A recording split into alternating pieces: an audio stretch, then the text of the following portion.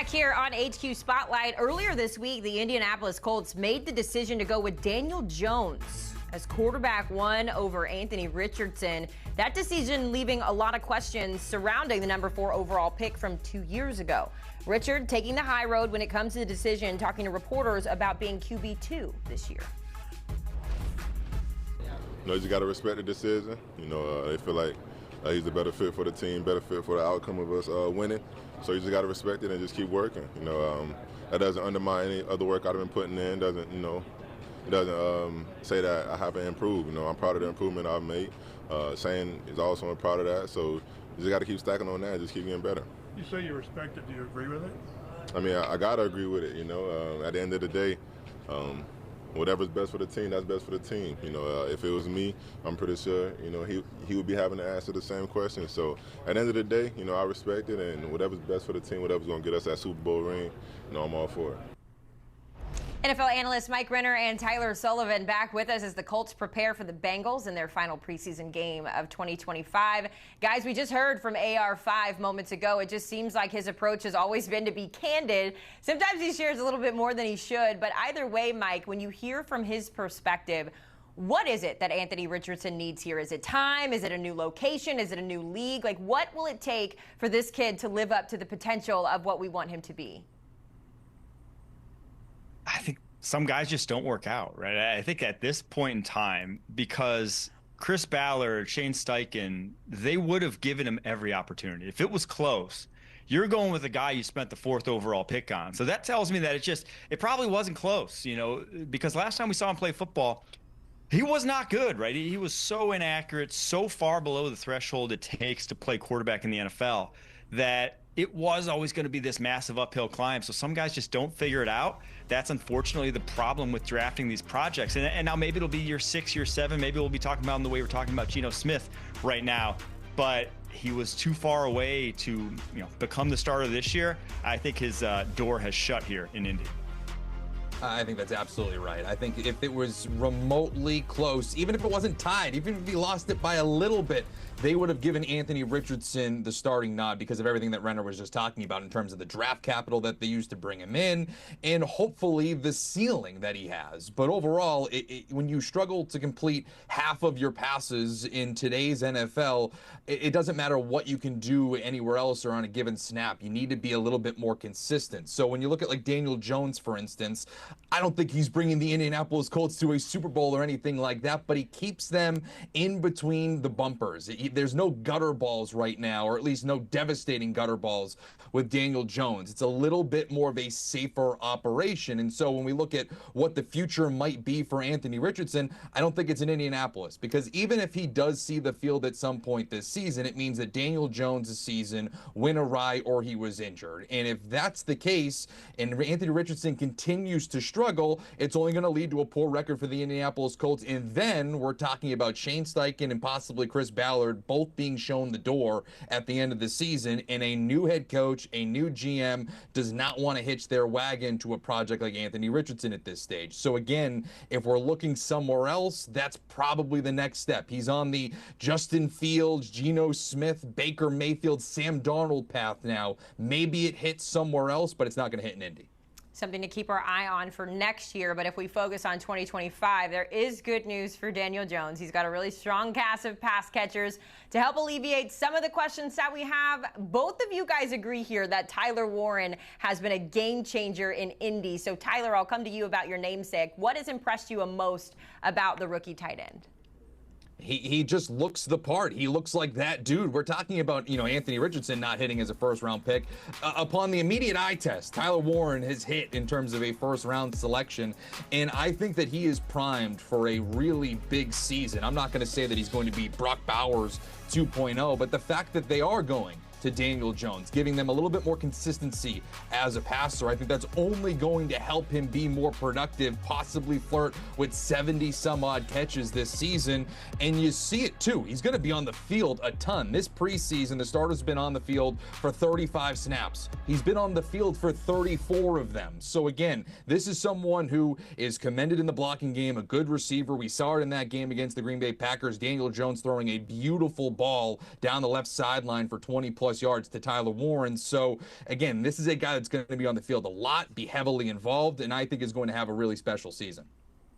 Yeah, I think this is part of the reason why they went with Daniel Jones, is because Daniel Jones can win with the supporting cast. This is the best supporting cast he's ever had in his career. Not to say, he's ever played at a super high level, but this could be his best year as a pro, just because there is so much talent on this roster, because Tyler Warren is NFL ready. This guy looks like he's going to be a top 10 tight end in the NFL from day one. And what's impressed me the most about him, comparing to his tape at Penn State, is his inline run blocking, because he didn't do much of that at Penn State. He might have the size to do it, but he really was more of a space run blocker. When he's head up on defensive end so far this preseason, it hasn't been like elite. He doesn't look like George Kittle out there, but he looks like he knows what he's doing at least. That's a big value add to this roster. Warren was described by the Colts brass as a, quote, easy selection at 14th overall. I'm sure everybody would have taken him if they had the opportunity to do so.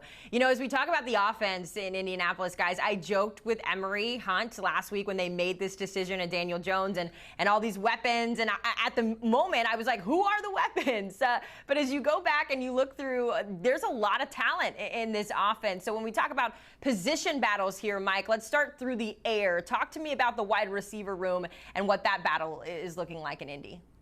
Yeah, I'm really curious to see how the wide receiver room shakes out, because there's talent here. They're just all kind of pigeonholed type of wide receivers. Like Michael Pittman Jr., very much a possession wide receiver. Josh Downs, very much a slot receiver. Alec Pierce, very much like a vertical threat only. You're not going to throw him too many slants. And then Adonai Mitchell, your second rounder from a year ago, is the wild card, who is the most talented of the bunch. Michael Pittman Jr. has said as much, that this guy is a freak of nature. He just is the most unreliable of the bunch too. And his hands, whether it's his routes, just has not been up to NFL par in that regard. But man, if he hits, I'm just curious to see where this room shakes out, who's playing the most snaps, and what kind of routes they're running, because there is talent. It just kind of has to fit in these cookie cutter pieces.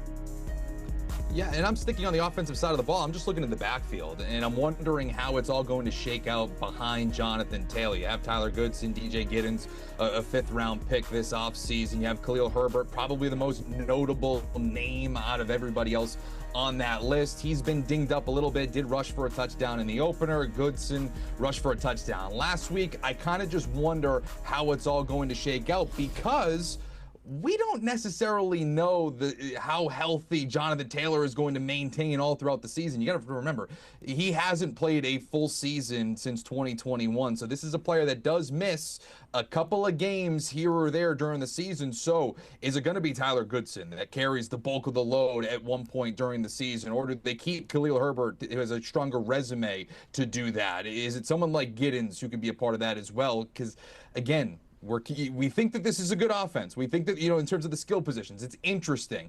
I think that Jonathan Taylor is the straw that stirs the drink, though. I think, if anything, if this offense is going to be its highest, it's going to be because of Jonathan Taylor. If he's not healthy, these other running backs are going to have to step up. So we'll see how this depth chart shakes out. That entire situation you just described was my experience in fantasy football last year with Jonathan Taylor as my starting running back. So I know all too well how that situation is panning out, and maybe look in a different direction for a running back.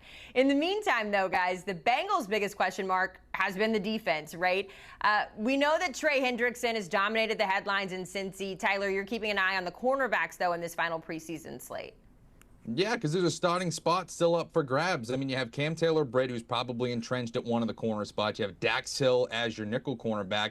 But outside of that, we don't really know. I think that DJ Turner is probably earmarked to be the starter, but we don't know that. I mean, Josh Newton could factor into this as well. And for me, I don't necessarily care who wins it. I just want to make sure the Cincinnati Bengals get it right, because if we look at last season, yes, the slow start to the year is what's getting all the headlines and the reason why we're seeing the starters play a little bit more this preseason. But overall, the poor play on the defensive side of the ball, specifically in the secondary, has really what has hamstrung this team. I don't care if Joe Burrow throws for 5,000 yards and 50 touchdowns. We've talked about it before. They've shown us that they can score 30 points and somehow still find a way to lose football games because of that defensive side. So again, when you're in a conference where you have to go through Patrick Mahomes, Josh Allen, and Lamar Jackson in your own division, heck, even Aaron Rodgers on his best day, you're going to have to need your best players at the cornerback spot. So again, if they can identify who that is before week one, that obviously would help them have a much better start to the year than in years past. Yeah, there's so many question marks on this defense. I'm looking at defensive end because if Trey Hendrickson's not walking through that door, they're not going to rush too many opposing passers. It's just not going to be good there up front unless these former first-rounders step it up.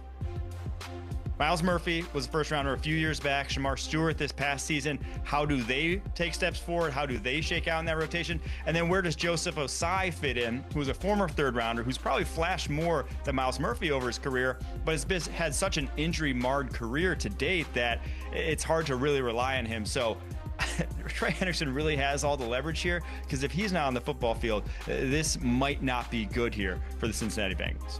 The biggest hiccup right now when it comes to the latest on Trey Hendrickson is the guaranteed money. They're just trying to get that guaranteed money sorted out, which he deserves. The sack leader for back-to-back seasons. Figure it out, Cincy. Of course, everyone, though, was starstruck by the offensive emergence of Mitchell Tinsley. 2 sensational touchdown grabs in, 20 seconds against his former team last week, Tyler.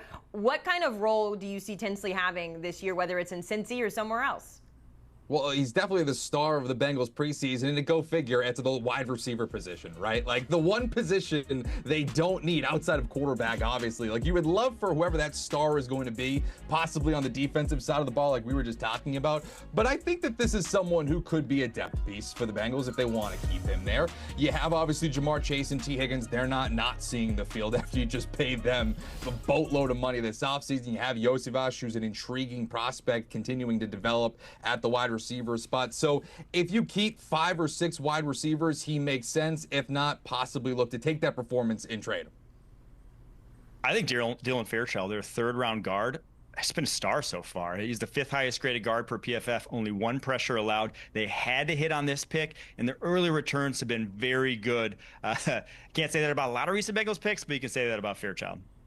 So many questions still to answer in Cincy. We will see how it all shakes out, fellas. We appreciate it. Football season is right around the corner as the Colts looking for their first passing touchdown still here in this preseason, also looking for their first win. The Bengals, meanwhile, trying to make sure that slow start is a thing of the past. The Bengals going to open up the season at the Browns, while the Colts are going to host the Dolphins, 1 o'clock Eastern on CBS.